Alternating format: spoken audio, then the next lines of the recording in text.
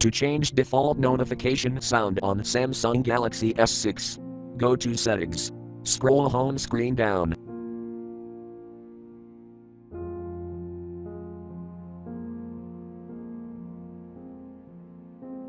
Tap Settings icon.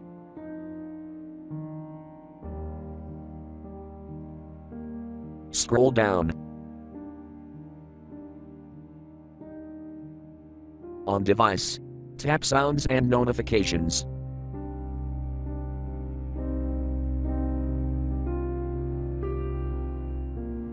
Tap Ringtones and Sounds.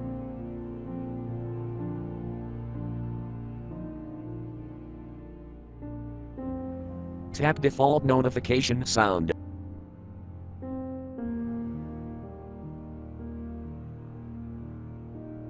Select sound you want.